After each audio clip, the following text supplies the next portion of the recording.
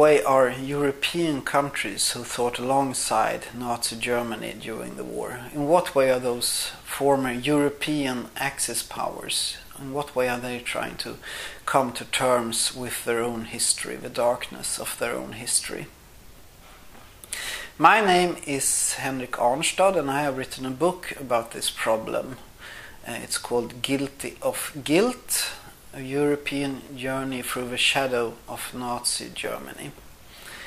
And the frightful result of my investigation is that in most of the cases, those countries who fought alongside Adolf Hitler are not trying to come to terms with their own history, are not trying to face senses of responsibility, etc. I have investigated the cases of, first and foremost maybe, Italy, the most well-known former Axis powers. The term Axis powers come from a declaration of Benito Mussolini in the late 1930s. In Italy, there is a sense of the war starting in 1943. As we all know, the war started much earlier than that, in 1939, but in Italy, the period being an active part of the Axis powers is, by the official government, tried to be forgotten.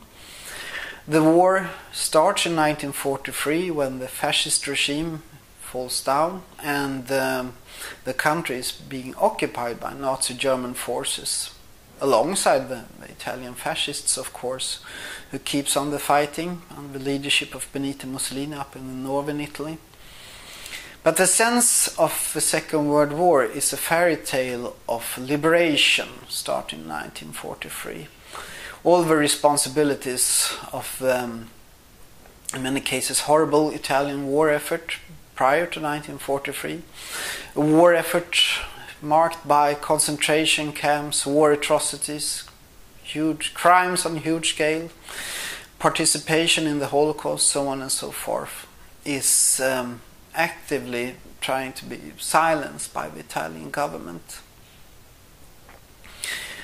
Another case is Austria.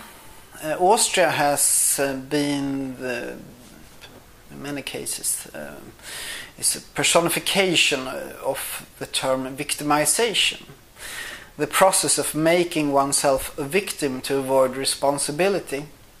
In this case, in Austria's case, it's overemphasized the fact that Austria was taken by German military power in 1938, the so-called Anschluss, therefore forming the basis of victimization.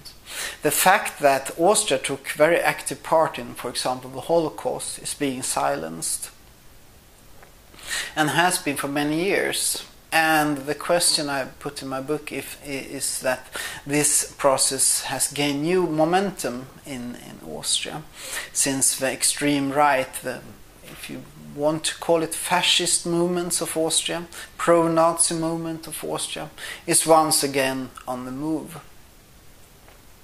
Another and very, very, very interesting case, and often very forgotten case, is Finland. Finland was in many ways the most important European Axis power, the very most important ally to Nazi Germany during the war, 1941 to 1944. Finland was very much an able fighting power, and was also very politically important to Nazi Germany, since Finland was a democracy. Finland was the only democracy who voluntarily joined forces with Adolf Hitler during the war.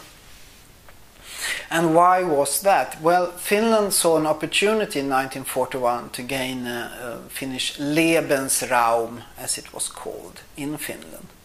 They used the Nazi term, Lebensraum, to form the idea of a new and greater Finland whose border would stretch all the way to the Ural Mountains.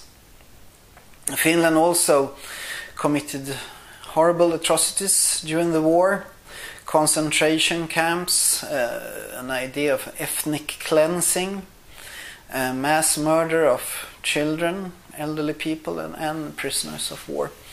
And these pictures you see right now, you see the Finnish Marshal Mannerheim, who is the prime figure of Finnish history and very much the idol of the Finnish nation, is being visited by Adolf Hitler in 1942.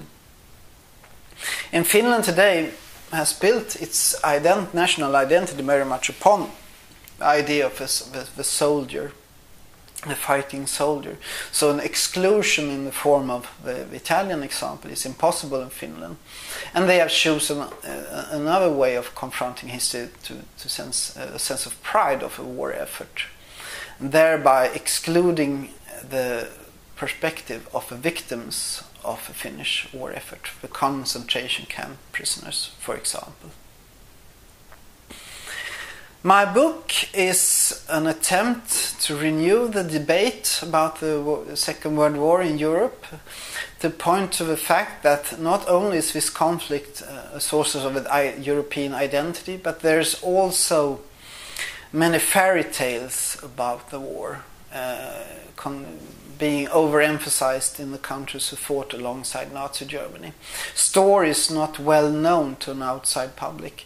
I'm trying to put together a picture of modern European historical politics, very much politics involved in this.